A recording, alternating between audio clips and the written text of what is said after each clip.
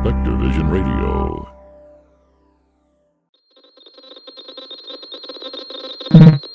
SpectreVision Radio.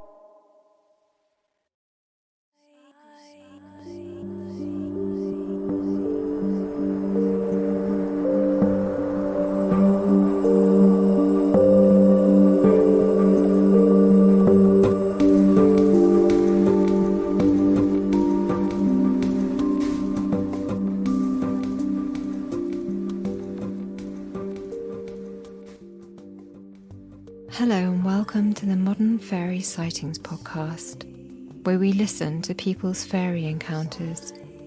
But take heed, we're not talking about winged Tinkerbells here. These are real fairies, real encounters that took people like you and I by surprise. Stay a while and hear their stories. My name is Jo Hickey Hall, and I'm a folklore researcher. Hello everybody and welcome to the Modern Fairy Sightings Podcast. I'm Jo Hickey Hall and this time I am joined by Robert in Slovakia. And Robert had been listening to the podcast for some time and you got in touch with some of your own stories. So it's lovely to have you here. Welcome. Thank you very much. It's my pleasure to be here. It really is lovely to be able to speak. And you had written to me, what really kind of stuck out in my mind was this idea of the magical grandpa. Would you like to start with that story, or any way you like, really, and explain what this was about? Yes, I'll be glad to do that. So the thing is, it's kind of a story or experience that I was never able to define, but that is still on my mind somehow. And I felt like I didn't have enough closure for that. And about 2 years ago, I began to search for some answers or anything that could help me understand what happened. And that's also why I'm really glad to join you and have this discussion, because I'm still searching for some kind of a closure of sorts in that. So what happened is that I think I was in primary school, so around 7 years old. I was out with my parents on a walk on one weekend. It was sunny outside, and we were on this trail. So I live close to the small Carpathian Mountains, near to the capital, Bratislava. And the Carpathian Mountains are kind of a lower hills with a forest on top and these vineyards on the slopes. And there's a lot of these old historical towns, winemaking towns in the vicinity. And we took a walk among the vineyards to the direction uphill to the forest with my parents from one of these towns. And as we were on that trail, so we were on this part of the trail where you would just take a turn to the right. You would have a part of the road that would be straight ahead and then turn left. And on one side of this road there was a vineyard and some thorny bushes, and on the other side also some thorny bushes and an old family house. And as we were walking on this part of the road, there was this elderly man with a walking stick, large glasses, and this beret hat that came from the other side towards us. He seemed to be very jovial, kind of merry, elderly gentleman, and he began some sort of small talk with my parents. And I was a kid, so I was not really interested in what the adults at the time were talking about. So I just turned around just for a quick moment. It was a couple of seconds. I turned my head back, then turned around, and he was not there anymore. And I was really surprised because there was nowhere that he would be able to go. So I asked my parents, well, where did this elderly man go? And they just smiled and said, well, he just went away. He just vanished. He was a magical grandpa, they said. And I remember at the time that seemed to me very strange, and partially, I have to admit, irritating, because my parents always talked to me in this sort of a partner level, so to say. So as with another adult, they never try to make it more, how sort of say, fairy tale-ish. They really went on for a rational conversation, very straight to the point. So this seemed out of the place to me at the time. And I just looked around. I remember that I just sort of ran around the vineyard, looked at each of the rows. He was nowhere to be seen. The house on the right was behind some thorny bushes. I believe I've also sent you the photos of the place. So it can clearly be seen there. It has an old rusty gate, and if he were to go there, he would have to take some minutes to go unlock the gate, go to the front door, get inside. You would be definitely able to hear that with the rust that was on the gate. And on the left, he was nowhere to be seen. He couldn't go behind me because that's where I was looking just a moment before that.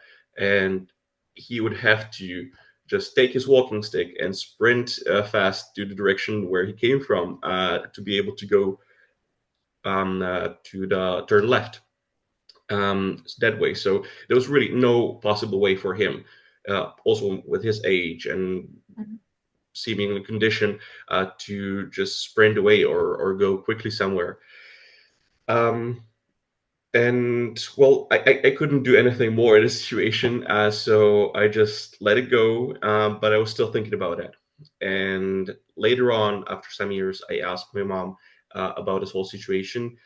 She couldn't provide me with anything more than it just happened. And then I remember when I was around 14, I brought it up again. And the last time I opened that conversation, about 2 years ago, or 1.5 years ago. At the time, I was living in Denmark, in Copenhagen. I came back home for Easter. And so I asked, so, well, as my parents, so do you remember this occasion that happened to us? I was recently thinking about that. Please, do you remember anything about that? What happened? Where did he go? What do you think where he could go at the time? And they told me that they do remember that whole experience. They do remember him clearly as he was there. They remember talking to him. Obviously, they don't know what they were talking about because that was probably a small talk, not that easy to remember. But they told me, well, we have no idea where he went. We have no recollection whatsoever about that, even though I was really pressing on them at the time. To explain me that, but they still do not have any explanation for that. And when I was talking to some other people about that, they suggested that it can be perhaps this sort of psychological effect that one has, that when there's a memory in your head, you probably don't remember that whole memory clearly, and you tend to sort of go back to that and sort of construct some other parts of that memory so it adds up to that. That's not the case here because I remember the whole situation clearly. I remember the time that was there between me turning back and turning to the stranger again. So I'm 100% sure it's not the case. Also, it's nothing like that would be some sort of lost memory back in my head that I would just forgot about and then came back to that and construct some parts of it later on. No, I remember that this memory didn't change over time. And I remember talking about that and thinking about it years afterwards, immediately. So it could not be that. So yeah, that's one thing that I still have sort of in the back of my on my mind, and I'm still searching for some kind of a closure. I remember that one of the first people that I talked to regarding this was this lady who, in our primary school, who took care of us after the curriculum, after the classes, before the parents would pick us from the school. And I also recently reached out to her. The thing is that she let us play or do whatever we wanted. She let us draw or do some sort of creative DIY things in Yeah. the class. But sometimes, and we at the times we sort of pushed her to that, um, because we really loved it. A part of our class would just gather around her, and she would be sitting with us, and she would encourage us to share some stories. And she was very open about it, and also told her own stories. And all of these stories were something that had to do with phenomenons or some experiences that we were not able uh, to fully grasp, to fully rationalize ourselves. Mhm. So people would share experiences which could be related to spirits or some other things. And I remember sharing my story with her. And at that time, she told us that, well, this area around the town, Svetior or St. George, um, it has a specific energy to that. And there are several such areas here in the Carpathian Mountains, in the Little Carpathians, this one also closer to capital, where some things might occur because they have a very specific energy to them. Right. And later on, quit. She quit a job in the teaching industry, and she was always working with sort of spiritual topics, and now she's working full on as for the in the realm of spirituality. She's also an author, and she told us at the time, well, these things happened there, and it also happened to me of sorts. And she told us about three different stories that I remembered. And this year, also partially because of me just looking for closure, I contacted her again um, on Facebook. And I also wanted to thank her for creating a safe space for us at the time. Because it really meant a lot to me, and also I spoke with some other classmates from that time. They also said that, well, yes, it really helped them, because it was sort of a very a safe space for us to talk about things and not to be judged at all, which I think was very, very important to me, and maybe also for some others who search for that in that specific age as well. So I reached out to her, said probably don't remember me because she had many kids to take care of, but this is me. I really thank you for that. Also, I'm still dealing with this experience of mine. I remember sharing that with you, and I remember you telling us about all these things that happened to you in that area. Uh, and I encouraged her to maybe have a little conversation. She told me that she clearly remembers me, and she said that she saw me as some kind of observer at the time, so not the one who would talk too much, but rather observe and kind of feel different things around me. She told me as well that she could not share at the time every story that she would have, because that could be frowned upon. Parents or her colleagues who could be a little bit against it. But she recalled some of those stories that I reminded her that I remembered in my head. So, for instance, she told me that when she was a little kid, she used to play at her grandparents' vineyards and garden in that area. And she told me that she had a gnome companion at the time. So there was A, this gnome, a gnome a companion. gnome, yeah, yeah, yeah. Wow. There was there, and she remembers it when she was a kid. This gnome, him, it was a male, I guess. And he was playing with her. Sometimes he could be sort of, how to say that, really capricious, and so full of this energy that was neither negative or positive, but very high energy. And there was also sort of a guardian for her. He would, for instance, not let her into dangerous places, into the stairs to the cellar, or when there were freshly sown plants in the garden, he would just prevent her from stepping onto them in order to do that, and she remembers to playing hide and seek and try to catch him as well. And every time she came close to him, he would not allow her to touch him or to catch him, so he would disappear. So she told me that, and that the last time that she saw him was in the grape harvest when she was 13 years old. So that was one thing. Another thing is she claimed that she is partially clairvoyant, and that she had certain visions, and one of the visions was also in that area. So they're uphill, over the vineyard that they had. There was the chapel of Holy Mary, Oh, and she remembers going there with her grandma. And at once, she was there alone, and she had this vision of this female figure as if rising from the nature there and communicating with her somehow non-verbally, so maybe telepathically or so. And she said, well, she saw it. Well, if someone would be Christian, they could see it as a representation of Holy Mary. She recognized it more as sort of this representation of nature, of earth, and sort of a guardian.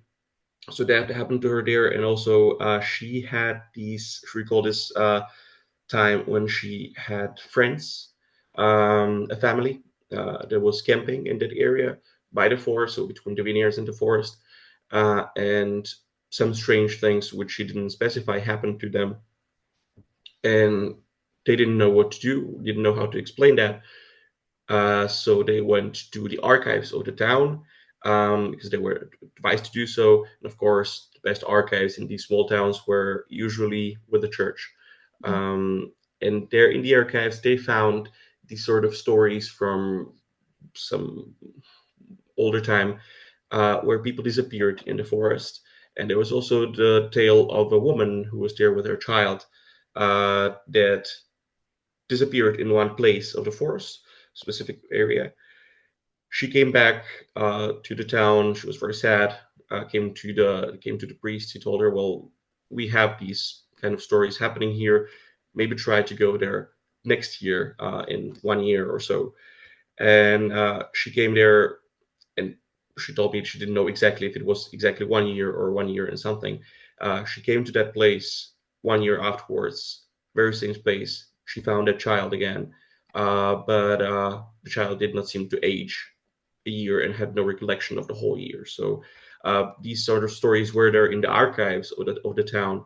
Um, nobody was really doing anything with them, but it all seemed to bring up more experiences, more stories to that area, the specific area, because nothing like that would be happening in the next town, in the next valley.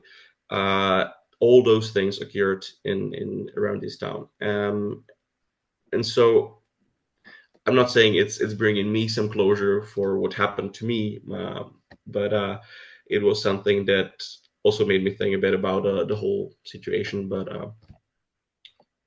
I'm still not able to fully understand what it was or who it was that was there, because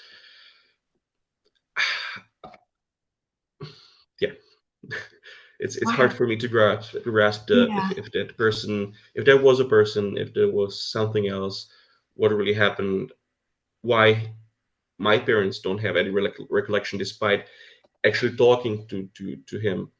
Yeah. So yeah. Yeah, it's so striking to me how, as a little boy, did you say you were about 7 then? How old were you when it that happened? it could be around 7. I do not remember correctly, exactly, but it could be around 7. About 7. What's really striking is how much it meant to you, actually. So, and I wondered whether you remember his presence initially Mhm. striking, or was it the fact that he disappeared? Was that what drew your attention? Can you remember at all? I know it's hard because it's a long time ago, but can you remember at all what it was like to initially see him? Mhm. So yeah, I remember.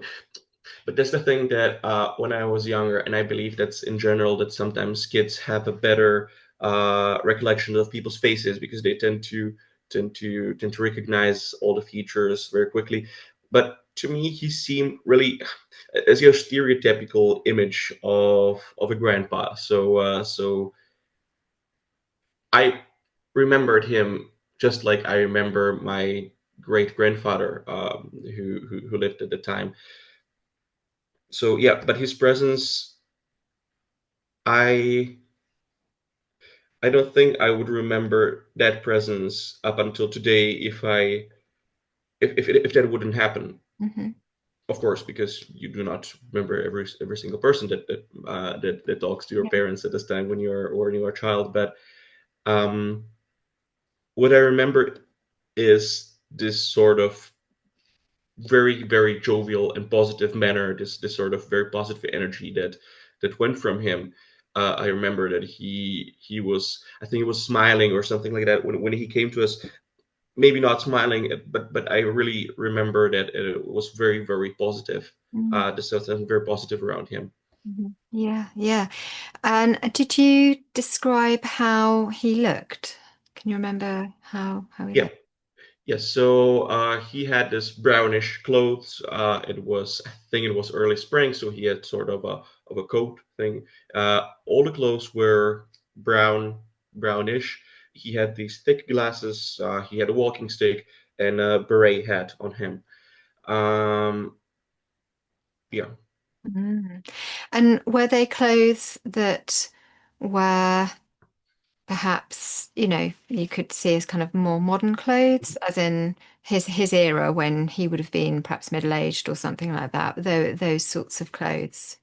Yes, that sort of material, because it was that sort of material that people would wear. I don't know, he could probably be young in his 19 in the 1950s or so, so it could be from that era. I Hmm. also remember he had no beard or whatsoever, just white hair, Right. shorter white hair, no no facial hair at all, Hmm. just clearly clean shaved. Um, that's as far as I remember. And do you remember how it felt for you to be in his presence when he arrived? So I thought that he had this very positive thing and he's smiling and so on because he saw a kid just like me. It was something that I had with my grandparents as well. So sometimes the elderly people also where I used to live, when they saw some kind of a kid or something, they would just strike up a conversation or something like that because they seem to be happy to find some children because they seem adorable and whatsoever. So I had this energy, so it was for me sort of this feeling that okay, here's an elderly man, probably he's happy to see another child or something. And so yeah, Hmm. I remember that. I remembered him being very this jovial, as I said, very merry. Uh, but he didn't talk to me despite just greeting. He went straight on to talking to my parents. Yeah. Um, yeah. And do you remember how your parents were with him? Were they sort of just chatting to him normally? How did they receive him? Normally, so in a polite manner. I don't think there were any. Um, I didn't pay that much attention to them at this time because we were talking the whole way up. So I didn't pay that much attention, as I said to them. They just talked to him in a polite manner, as if to anyone who would just try to some of kind of a small talk with them. Yeah. So you're behind and they're walking in front, and somehow he joins them, and then you kind of turn around, and that's when Mhm. yeah, Yeah, yeah, yeah, exactly. yeah, very interesting. So when he disappeared, Mhm. um, and you asked your parents, what kind of sense did you get from them? Was it quite an open response from them, or? I remember that they were smiling, and they probably found it a little bit funny. It seemed to be that they found the whole. They were really in a good manner, and in a good mood, in a Mm. happy mood, and also the response. They responded not seriously at all. They responded with a smile. But I also have to say that sometimes they would use this phrase, a fairy grandpa or fairy tale grandpa or the magical grandpa, to to some other people as well, but not to describe them wholly. But we would be somewhere on a trip, or yeah, somewhere in some place, and there would be some elderly gentleman with this very kind of stereotypical presence. Would say, oh yeah, he's a fairy tale grandpa. It could also be connected to the thing that we had this sort of animated cartoon fairy tale that was on TV since, I believe it was even since the totalitarian regime that was here in the 90 so since the 80s. This show was going on, and after the Velvet Revolution in '89, it still went on with this cartoon, and it was playing in the evening for the kids, and there were different sort of cartoons, but always they began with uh, with this elderly grandpa that would come out of his cottage with a dog and just take a kind of a lighter and light up the stars on the Oh, sky. It was very cute, and it's right. very sort of a well-known cultural thing here, and they would respond to someone who would look like that by describing him as a magical grandpa. If there was some very wholesome gentleman or very nice elderly man who would be sitting somewhere, or looking very like very unique with his presence, oh, he looks like a magical grandpa. And Mm. they also describe this one as such, but and it was also with this kind of playful mood, in a playful manner, that it was, well, it was a magical grandpa. And it struck me as odd at the situation. um it wouldn't, if that wouldn't happen, and if we would just walk past by him, just greeted him, and went on. If they would use the phrase then, um I wouldn't mind, because that would be a normal thing for them to do. But trying to explain to me why something happened that I couldn't understand with that phrase, that was what seemed to be completely off to me. Mhm. So the usage of that in that specific situation. Yeah. Yeah. So, and then they didn't give you kind of a satisfying answer around, why he had disappeared. And I know you said you then spoke to them later. And I'm wondering also whether anything happened at the time in your family, for you all to come into contact with this, it sounds like an archetypal kind of wise man, or an, archetypal old man. Um, and for him to disappear. I just wonder whether, the elderly members of your family, did any of them pass around that time, or is there anything that happened in the family, like a move or some other kind of shift in situation? Yeah, well, that was before we moved, because we moved a bit afterwards. Also, I remember I told you another story in the email. I've written to you another story about something that happened when we were moving. Mhm. But at this time, yes, around this time, well, I've mentioned him in a little while before, a little while ago. My great grandfather Yeah. died, so he was my mom's grandfather. He, yes, I have to admit, he looked a little similar to this gentleman, and he also wore very similar clothes. But I never connected that to him, and I was never thinking about him at the same time. But I have to say, I am not sure if he passed away before or after this happens, but it was around that time. Right. It's more difficult for me to define the date and how it went time wise.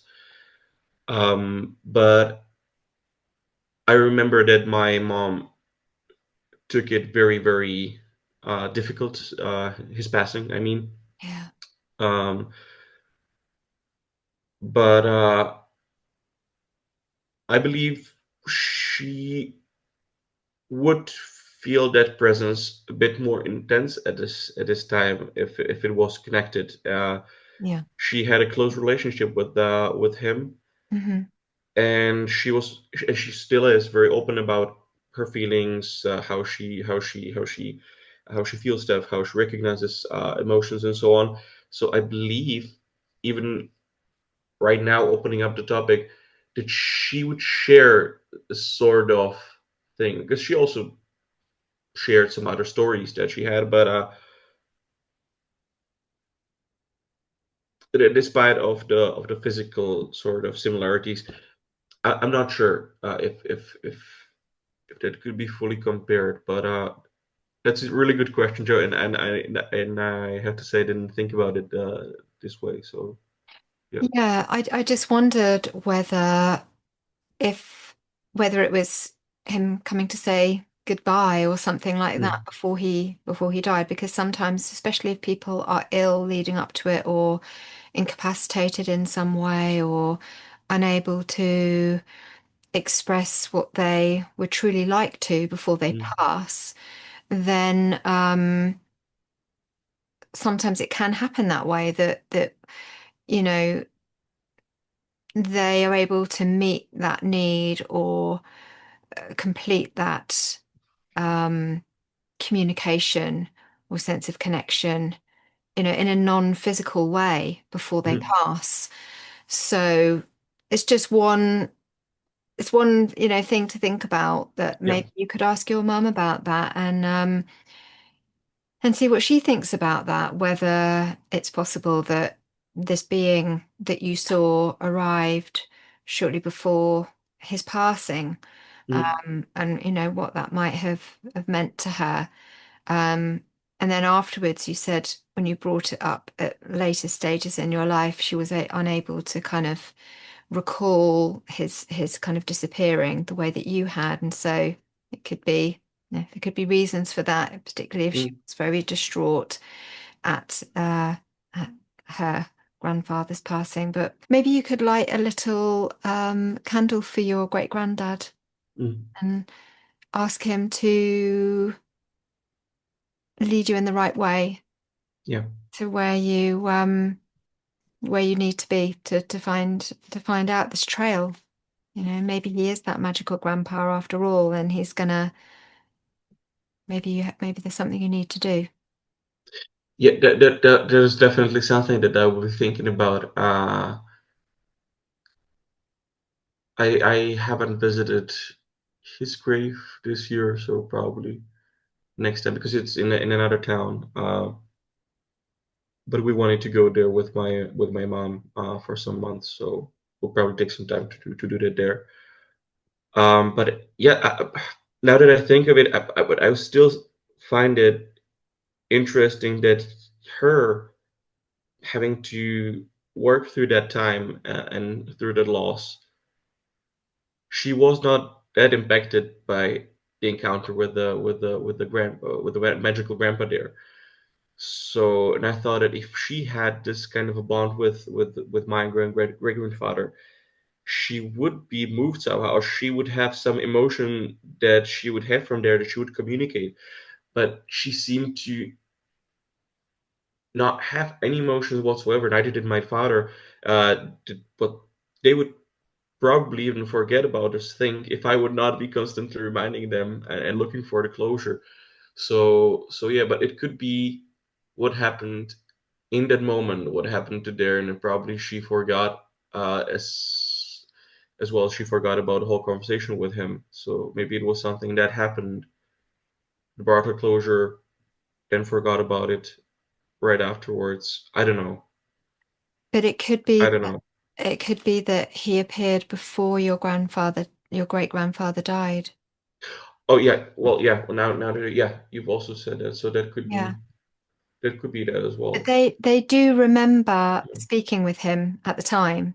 They remember speaking, so he was sort of physically there. Mm, Yeah, have a chat with her and see, because you might have a sense that, oh, she wasn't moved by that. Maybe if you talk to her again, we never really know because people respond in different ways. We never really know how things impact people, mm, because they don't often show it. Sometimes they don't show it, they don't talk about it, but it might just open a conversation with her, and you might find that she is able to talk to it yeah. in a deeper way in some way. So just see. The thing that's really, as I say, kind of striking to me is how much it meant to you.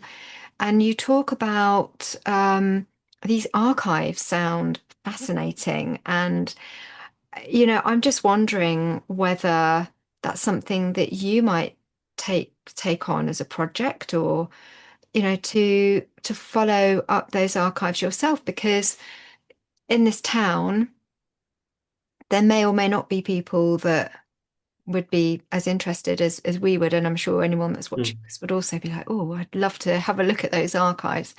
For you, it's extra meaningful because, you have a connection with this place, you recognize the magical qualities of this landscape, and you're still looking for answers.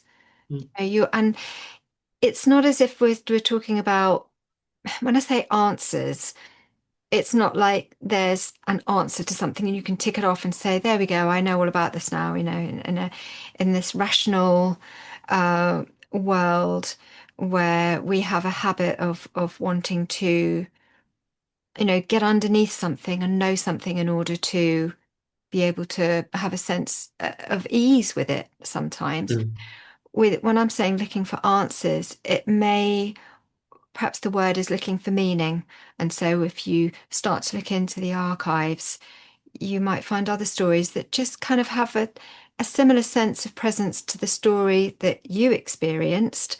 And it just might kind of feel satisfying in some way to do that. So, yeah, perhaps there are other stories that need to be heard, or at mm. least to be acknowledged. So, I don't know, would you think about possibly, having a look at the archives yourself? I never thought about it, about physically going to the church archives or something like that. There, I did some very quick search, I have to say, on the internet, uh, with no specific results, no relevant results at least. Um, but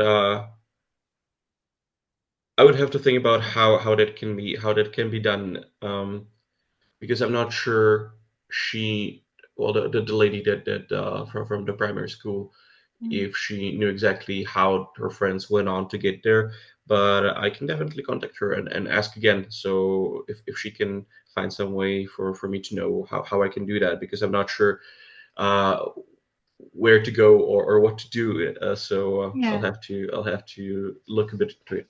Yeah, I think do you know what? It feels to me like it's one of those things that if you start to scratch the surface, you might find that doors will open, and that, Mm, you'll meet somebody that will say, oh, have a look at this section, or it's one of those situations where if you start to go towards it, you'll find that doors will open. And it's not a kind of rational thing so that you can know ahead of time, oh, I need to look for this specific thing. It's more like going towards something, and if mm, it feels like, oh yeah, I'm really suddenly, I have a few days unexpected, I have a few days off to look at this or something like that. And if you're going yeah. towards it and then you happen to get there and you happen to bump into somebody that, would be the exact person that you'd need to speak to at that particular place, and they're able to show you some things. It's one of those things, if doors keep opening and it feels good to you, go in that direction. if you're Mhm. coming towards it and you're feeling like, oh no, I'm not sure this is for me, or or you're not drawn to do it, then don't worry. But just as a kind of, just as a, yeah, an idea of one way in which to kind of seek meaning in all of this. It's just Mhm. one opportunity.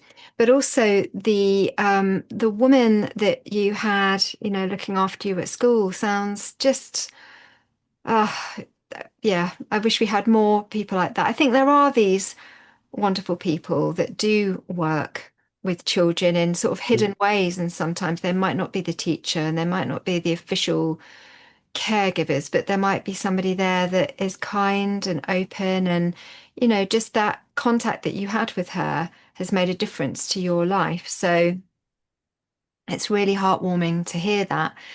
And I love the story you mentioned and when you wrote it to me as well about, I think in the email you were talking about the I didn't realize it was near a church, but in the email you'd mentioned that she was kind of lying in a meadow, and Mhm. that then she kind of felt the earth rise up in the form of a Yeah, female figure. figure. Yeah. Yeah, and that's just, I mean, that's really amazing. And yeah, I do. Many years ago, I was at a dolmen, and I was not very familiar with it at that time. I had been going there, but I feel like it was one of the first times I'd been there.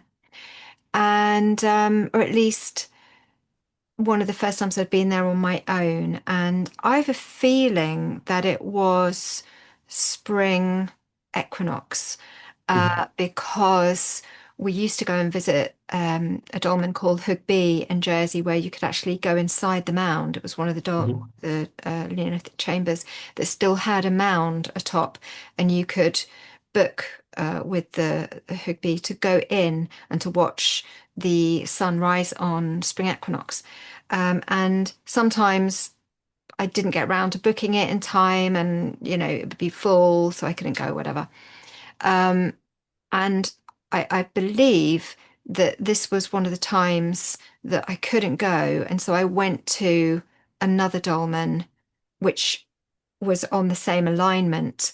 Mhm. Um, and while I was there early morning, I had a vision of this young woman, well, a young woman, she was a girl, really, Mhm. maybe like a sort of 13-year old, something like that. So not a fully grown woman yet, Mhm. but also not a little child, but something in Mhm. between. She was dancing around the edge, around the circle of the dolmen. So I was sitting in the chamber, and just meditating, and I was aware of her in a white dress Mhm. dancing lightly around the edge. I spoke to Amanda Radcliffe about this, because she had experienced seeing the White Lady. And I'd never thought of this being as a white lady until I spoke to Mhm. her. And she said, well, yeah, that is a white lady. Um, and so these representations of the lady arise in different ways. And as you correctly said there, from a Christian perspective, people would possibly see that as Mary, and Mhm. that's okay for them to see that as Mary, and for other people they might see that as Mother Earth, or maybe the the spirit of the place, and so we're free to take whatever feels right for us as our perception of that. Um, for me at the time, I thought it was something to do with the place. I thought that she was like a spirit of the place. Mhm. Um, but it's very interesting to hear that as a little girl she had felt that, and that there was this church nearby. That's really great. And it would be if she wanted to come and talk too at any point, it'd be fabulous to speak to her. But I'm so glad that you had this proximity to somebody who was willing to talk about these experiences in a way that sounds like you were kind of aching for as a child, for your for you to ask your parents, what about this? What was that about? And I guess now that it's kind of gone out of their memory, it would be impossible to find out what happened that day. But I think the important thing is that it opened a door for you, and that there was somebody in your sphere, this woman, to be Mm. able to kind of follow that up for you. That's the important thing. So she's done a great service to you, and I'm sure the other kids in the class, by allowing exploration of that, Mm. allowing the stories to be heard, as you said. That's really good. Definitely, because I think I would be drawn to that either way, because I always loved some storytelling, and so if that didn't happen to me, I would still just go around and listen to people's stories there, and out of fun, but because I had something like that happen to me as well personally. It was more than this curiosity. It was something that, as I said, really a safe space. And I believe that she's one of the people who are at the right place at the right time with their job. Obviously, when she found her outer calling to maybe leave that behind and go fully into guiding people and doing other activities. Of course, that's perfectly great. But I really value that at that time and at the place she was there.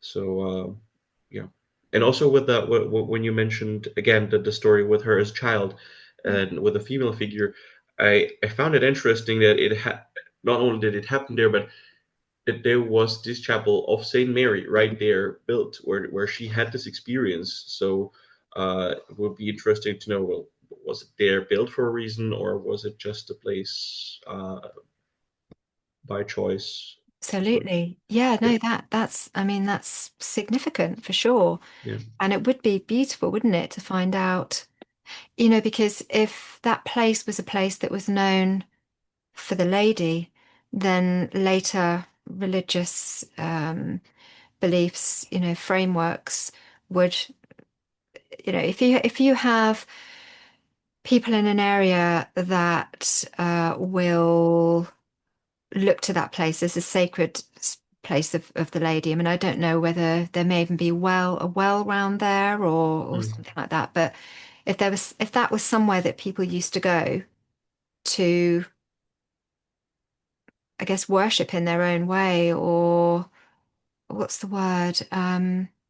To pay gratitude and honor to the landscape in that place as some kind of aspect of the lady, mm, then later on, that those are the places where people would want to build a church. So it might be worth um, finding out what else is in that area, and whether there are any kind of sacred springs or wells or anything like that there. And equally, um, taking it from the other way around, if this place was consecrated for Mary, and somebody's having these visions there, or experiences mm, there, or sensing presences there, then it could be Mary. It can be either way, really. So, mm, did it come from the church in the first place and the people and their belief, or did it come from the land itself and was just intuitively experienced by this little girl who then was able to actually go on, and help other children, as Mary would, because mm, she's the mother, isn't she? And so so there's a lot of beauty in that, the way that she was able to then open and provide that role, be that role for other people. And now you're talking to me, and there might be, other people that will hear this, that think about their own experiences, and it goes on mm. and it goes on, doesn't it? So it's yeah, she sounds like an amazing person, and I'm glad that you were able to Yeah, tell her so as well, yeah, to actually say, look, you really helped me, and I really appreciate that. So that's nice to know. yeah. Yeah. And also, just for the description, when I said chapel, it's in this context, it was not really a church. So the chapel as if just a shrine, probably. So just a Right. small structure with where you would have just one smaller object on the whole church with a statue Wow. and like that. So Wow. just for that. But yeah, I really value that, and I'm really glad that we had her. I know that some people did not understand what she was doing. Of course, some kids were rather doing something else. But I think yeah, I think she was really good to be there, and she was really meant to be there for us. Yeah, I feel like if it's a shrine too, Yeah.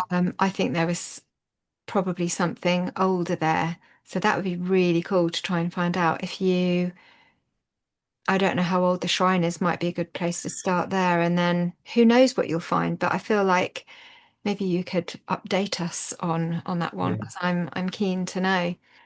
And so yes, you've mentioned as well then you when you moved on, you Mm. had a completely different sort of experience later. Yes, well, I had one experience myself, and one that was later on experienced by my ex-partner, but and both are great examples of a complete different sort of energy, completely different. Even when we were talking about the spirits and the deceased, a completely different story behind that. So when I was around 12, we moved to the place where we now live with my parents. And for 2 months or so, we had to go to some place, some kind of apartment for between completely being moved to this new place. And it was one of the older houses in near the city center. I believe it can be from around 1930s or so. So these kind of structures. So it was an apartment, I believe, on the first floor, and the lady that was the landlady that was renting it out to us uh, was introducing us to that place and told us, well, uh, here you can find this, here you can find that, and by the way, there is, and I think I've written that as a dead link Oh, in yeah. English, so or something like that. It's not a word in Slovak. She used a very own word for that, smrťák. So it was like Mm. a dead man or dead link. There's a dead link in the cellar. You know, it went completely out of nowhere when she was just discussing normal things, Wow. practical things around the house. We're like, okay, well, what do you mean by that? And she said, well, one of the former tenants there committed a suicide in the cellar. He hung himself there, and now he just happens to be there sometimes. And we completely dismissed it at the time because despite what I've told you about this experience, my parents, and including me, tended to rationalize Mm. things a lot, and also she mentioned it, as I said, out of nowhere. It seemed a bit odd until we had this experience ourselves with this presence. Almost every single night, in the middle of the night, there was a huge noise from underneath us, where the cellar of the apartment block was. And the thing is, the walls there, even the walls to the hall, mm, and the doors were not that soundproof, so we could clearly hear when someone was opening the doors, going up or down the stairs. There was nothing like that at any of those times. It was just suddenly a noise in there. And once when I came back from school, I also remembered this kind of uh, shadowy silhouette, because there was the entrance to the house were glass doors, Mhm. and these glass doors were also on the other side of the house, so you could see through them. Um, and there was suddenly this sort of shadowy silhouette in the middle of these two, in the middle of these two glasses. So they were not completely see-through glass. It was I don't know how to describe that, but it was clearly visible that there was some sort of silhouette that just disappeared after I came a bit closer.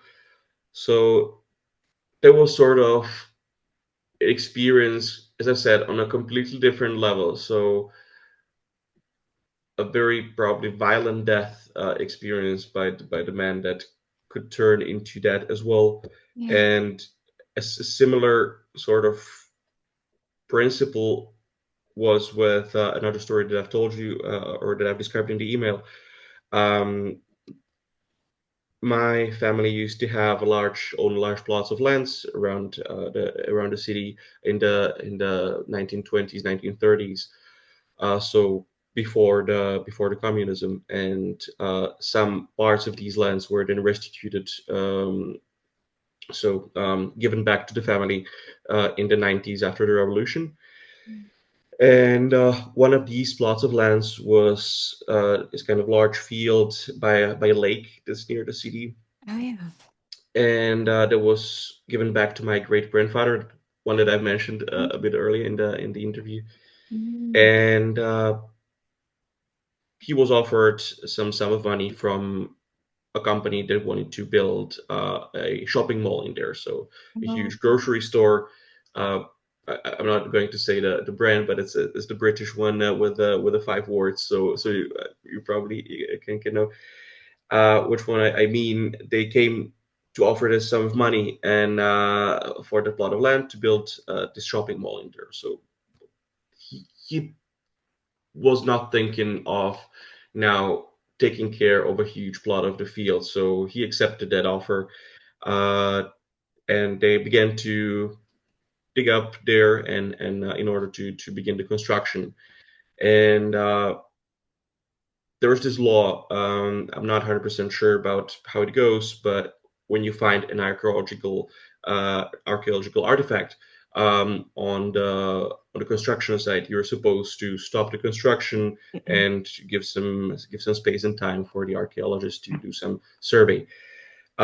They did find something. In fact, they found what could have been one of the largest Celtic burial grounds from the Celtic times. So during the Celtic settlements here, there was this sort of it was called the Latane culture, Latene, which was here in this area as well, and the burial grounds were found in that area. And if they would dig up more, they would probably find much more in there. wow. However, the company decided that they do not want to spend that much time on archaeological survey, and they didn't want to risk uh, the whole sort of project because of this. It was some time ago. Our democracy is still young, so probably could be some corruption involved in that case. And the archaeological survey only lasted for around 2 weeks or 2 to 3 weeks, which is No. definitely not sufficient for that. And only thing they did was they put some parts of those some of those artifacts and two shelves in the middle of the shopping mall with a to me it seemed very mocking with a mocking script. Well, the name of the store and archaeology or something in that sort, Yeah. or who cares about archaeology, whatever. Um, that happened a couple of years afterwards, so 3 years, I believe, 3 or 4 years ago. As I said, my ex-partner used to work in one of the shops in the shopping mall, and he said that, well, things happen in there. So, for instance, there would be wares that would fall out of the shelves, and when they would look at it on camera, they saw that it did not fall off the shelf because of the weight, like that was as if Yeah. it was yanked out of these shelves. Yeah. Also, several of his colleagues uh, said that they heard voices talking to them when they were alone in the shop. So, for instance, his colleague would be sorting out wares at the shelves, and then she would hear a female voice saying hello. She would say hello back because she expected it to be a customer. Finish that. Look there, there was nobody in there. They checked the cameras. nothing happened in there. Also, a lot of technical problems Right. happened there as well. And I couldn't help but really link it to that history that was of the land there. So some sort of violation of the place Mm. and of the space there. How sad. And Yeah, I'm, really feel angry about it as yeah, well that that happened. Was that when your great grandfather was still alive? Did he know that yeah. that's what had happened? Well, he was not alive Okay. when these things were happening in the shop. He, as I said, he passed away around when I was in the primary schools, I Yeah. think. But he was So, aware that they were building and that they'd found artifacts and carried on building. well, he couldn't do anything about it because Oh. he already sold that whole area to the company. So he didn't have anything to say in that sort. So it was only between Mhm. them and the Archaeological Institute. So But it must have been horrible for him to hear that. And yeah, also, heartbreaking as well that that had been, I don't know how long that field had been in your family, how many generations that field had mm, been in your family, but it's obviously, a link there. And then for something so incredible to be found in that spot, that's mm, just it's yeah, heartbreaking, isn't it? Did that definitely. did that have an effect on him? Um, I do not remember anyone telling me that it would.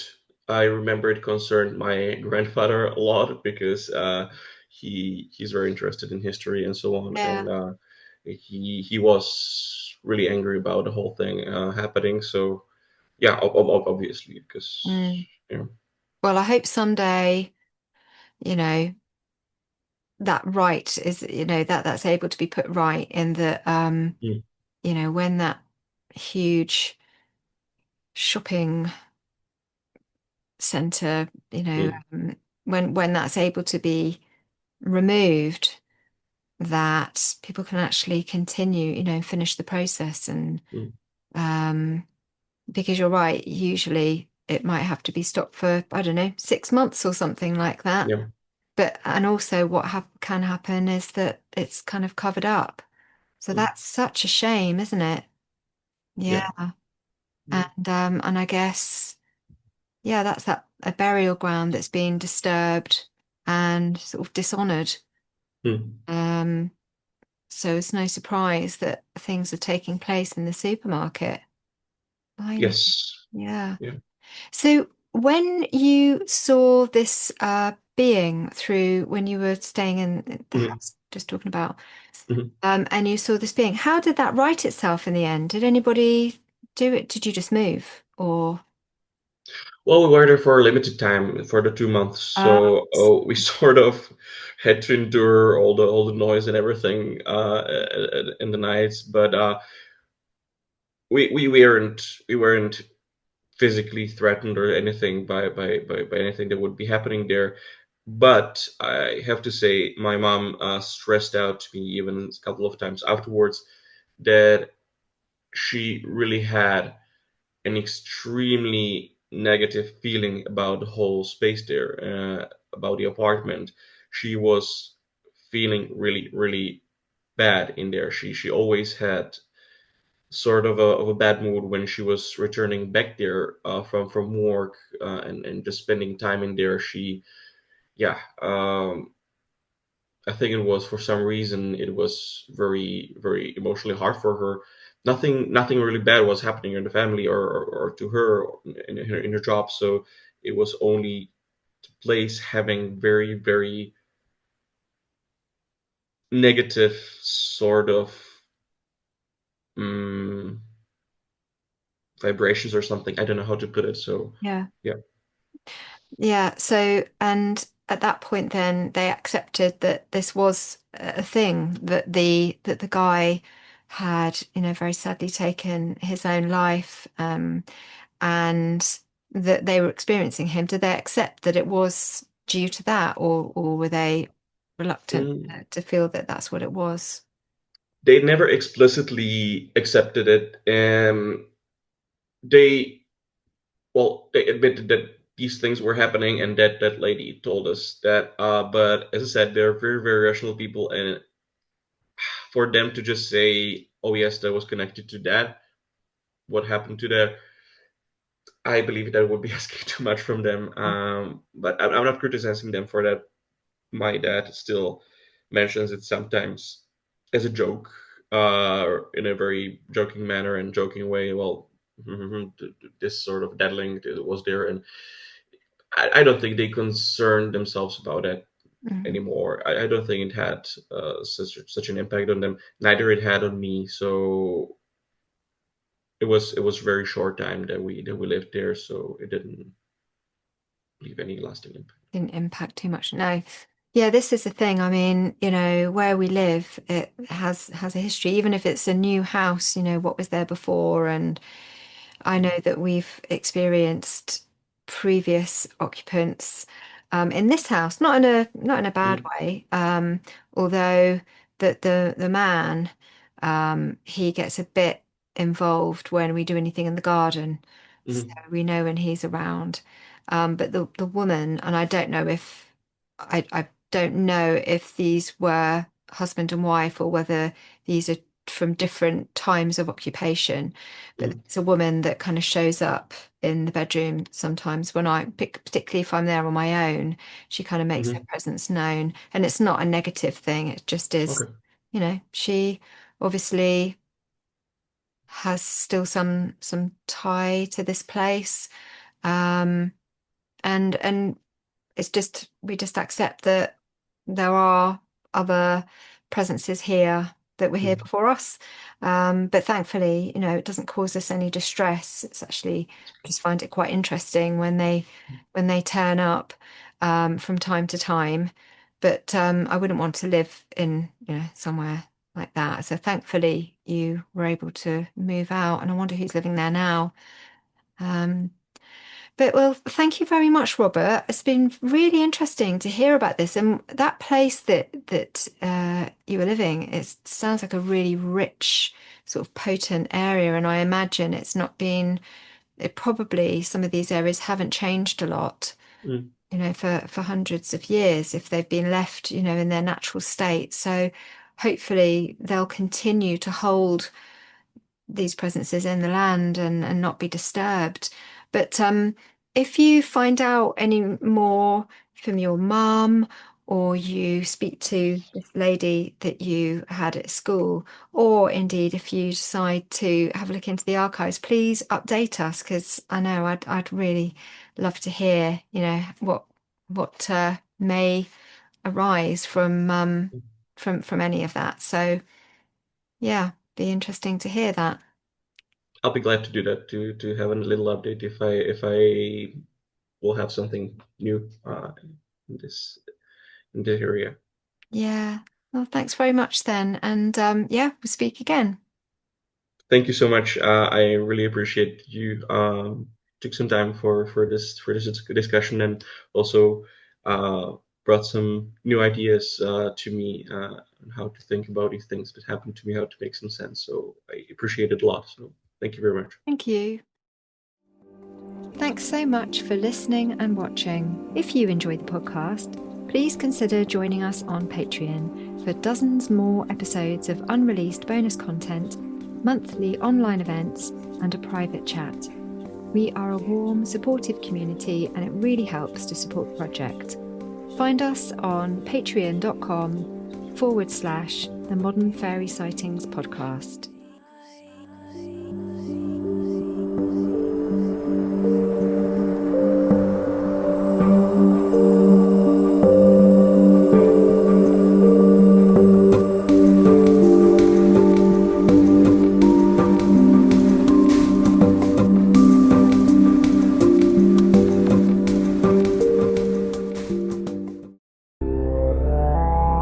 SpectreVision Radio.